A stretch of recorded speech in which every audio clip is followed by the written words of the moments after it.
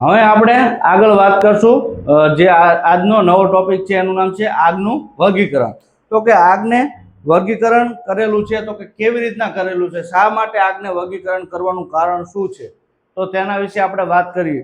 તો કે આગનું વર્ગીકરણ ન કરેલું હોય તો આપણને ખ્યાલ આવે નહીં કઈ આગ ઉપર કઈ વસ્તુથી આપણે આગ બુઝાવી, શેનો મારો ચલાવો તો જેથી કરીને આગ જલ્દીથી જલ્દી બુઝાઈ જાય. જો એક્ઝામ્પલ તરીકે આપણે જોઈએ કે આપણને આ ક્લાસિફિકેશન પાડેલા ન હોય અને આપણને ખ્યાલ ન હોય આના આગના વર્ગીકરણ વિશે, તો ક્યાંક આપણે પેટ્રોલ કે ડીઝલની આગ હશે તેની ઉપર આપણે પાણી નાખના કરશું તો શું થાય છે, પાણી નીચે બેસી જશે, તેલ કે જે પેટ્રોલ છે એ ઉપર આવી જશે, એટલે આ શું થશે, આગ વધારે લાગશે, આગ બુઝાશે નહીં. તો એવી રીતના આપણને ખ્યાલ ન હોય ને આપણે ઇલેક્ટ્રિક આગ છે એની ઉપર આપણે પાણી કે એવું કંઈ છંટકાવ કરશું તો શું થશે, આપણને શોક લાગવાની શક્યતા રહે છે. એટલે આ ક્લાસિફિકેશન પાડવાનું કારણ એ છે કે તમને ખ્યાલ આવે કે શેમાં આગ લાગી છે અને તેની ઉપર શેનો મારો ચલાવવાથી જલ્દીથી જલ્દી આગ બુઝી જાય, નુકસાન ઓછું થાય. બરોબર, તેના વિશે વાત કરીએ તો કે આગનું વર્ગીકરણ. તો આગનું વર્ગીકરણ અહીં પાડેલું છે. આગનો વર્ગ છે, આગનું નામ છે, જ્વલનશીલ એનો પદાર્થ છે, ફાયર ફાઇટિંગનું એનું માધ્યમ ને બુઝાવવાની રીત. જે 3 રીત હતી આપણે આગળ વાત કરી કે સ્મૂધરિંગ, કુલિંગ અને સ્ટાર્વેશનની મેથડ છે, એમાંથી કઈ મેથડ આવશે તેના વિશે આપણે વાત કરીએ. તો કે આગનો પ્રકાર છે પહેલો કે ક્લાસ એ. તો તેની વાત કરીએ કે ક્લાસ એ, તો આગનું નામ છે સોલિડ ફાયર અથવા તો સામાન્ય ફાયર અથવા તો કાર્બોનિઝિયમની ફાયર.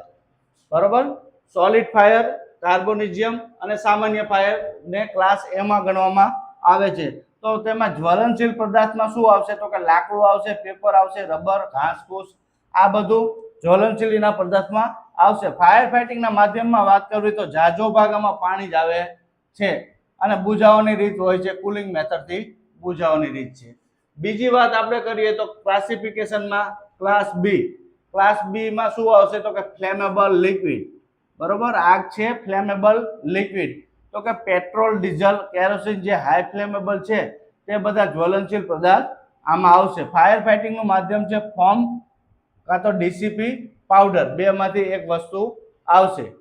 તો બુઝાવવાની રીતમાં જોઈએ તો સ્મૂથરિંગ અને કુલિંગની રીતથી આગને બુઝાવે છે ફોમ અને dry chemical powder. Class C. Class C ની વાત આપણે કરીએ તો આગનું નામ છે ફ્લેમેબલ ગેસ.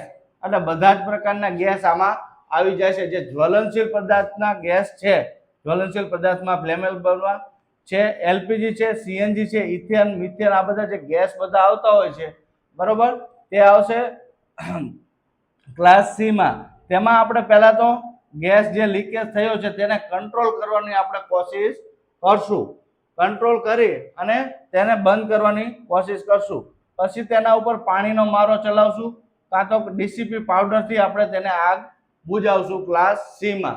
હવે એની બુઝાવવાની રીત આપણે જોઈએ આગળ, તો એમાં આવશે સ્ટાર્વેશન, કુલિંગ અને સ્મૂથરિંગ. 3 રીતથી આપણે આગને બુઝાવી શકશું આમાં.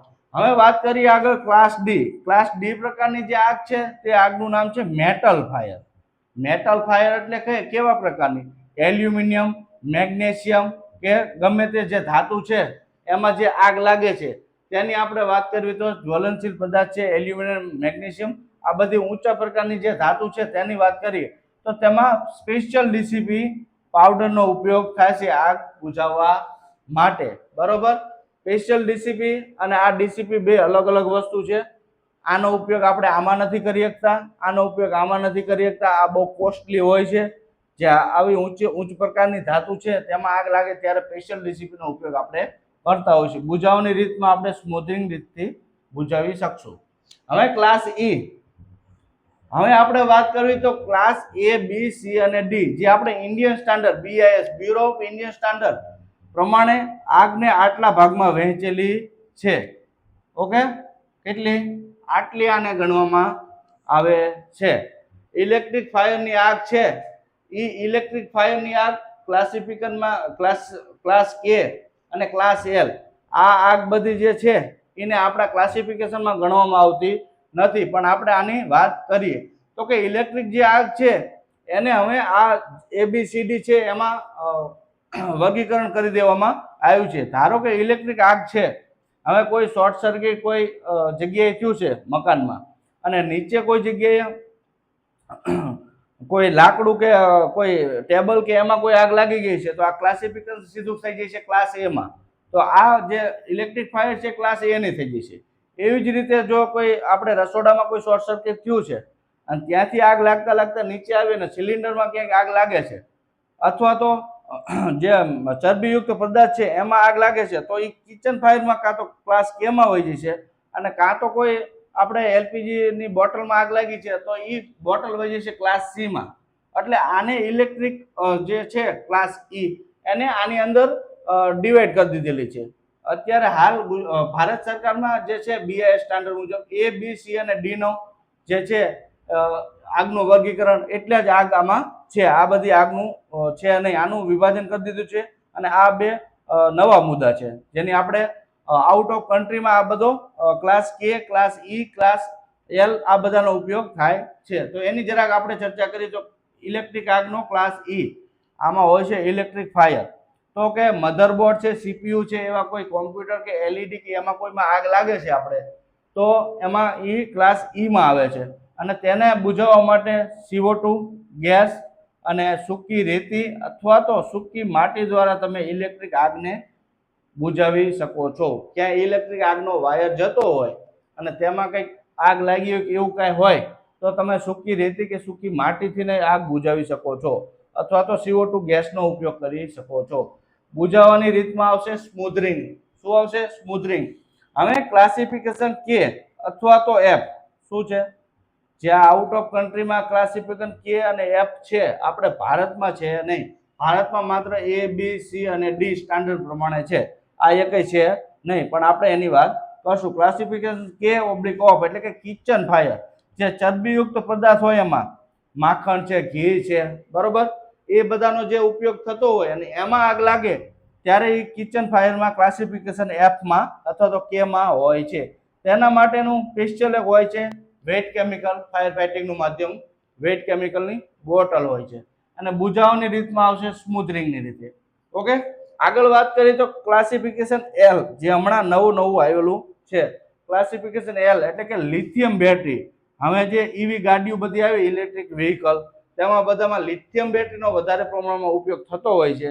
એટલે આ ક્લાસિફિકેશન હમણાં જે છે તે આવેલું છે, બરોબર. ઈવી ગાડી અથવા તો લિથિયમ બેટરી કે જે લિથિયમ બેટરી વાળા જે ઉપયોગ થતો હોય મોબાઈલ ફોન છે અથવા તો ગાડી છે, સ્કૂટર છે કે આપણું લેપટોપ છે, તે બધામાં આનો જ્વલનશીલ પદાર્થ એમાં હોય છે, આ લિથિયમ બેટરી. તો ક્લાસ એલ તો તેને ફાયર ફાઇટિંગનું માધ્યમ છે F500, જે પાણી કરતાં પણ 10 ગણું વધારે ઠંડક આપી અને ફરીવાર જે આગ લાગે છે એ ન લાગવા દે લિથિયમ બેટરીમાં, એનું કામ આ F500 કરે છે, બરોબર. પાણી કરતાં 10 ગણું એનું કામ સારું હોય છે અને ઠંડક જલ્દી આપે છે. બુઝાવવાની રીતમાં એની છે કુલિંગ. તો આપણે વાત કરી કે આગનું વર્ગીકરણ છે એમાં ઇન્ડિયન સ્ટાન્ડર્ડ મુજબ ક્લાસ એ, બી, સી અને ડી છે અને પછી આ ક્લાસ ઈ, એફ અને ક્લાસ એલ. આ જે ઈ છે એ આપણે પહેલા હતી ઇલેક્ટ્રિક ફાયર, તેને વિભાજન કરી અને ABCD માં કન્વર્ટ કરી નાખી છે કે ભાઈ ઇલેક્ટ્રિક આગ છે, ઇલેક્ટ્રિકમાં કઈ શોર્ટ સર્કિટ થઈ તો એ શોર્ટ સર્કિટ થયા પછી શેમાં આગ લાગે છે તો ઈ પછી એની રીતના આમાં ડિવાઈડ થઈ જાય છે, બરોબર. પછી આપણે આગળ વાત કરીએ ક્લાસિફિકેશન કે ઓબ્લિક એલ કિચન ફાયર જે ચરબીયુક્ત પદાર્થ છે એ, અને ક્લાસિફિકેશન એલ એટલે કે લિથિયમ બેટરીની અહીંયા વાત કરેલી છે. તો આ તો આપણે આગનું વર્ગીકરણ અને આ જે આગનું વર્ગીકરણ છે એ અને ક્લાસિફિકેશન પાડેલા છે, આ છે નાની આગ માટેનું આખું ક્લાસિફિકેશન પાડેલું છે.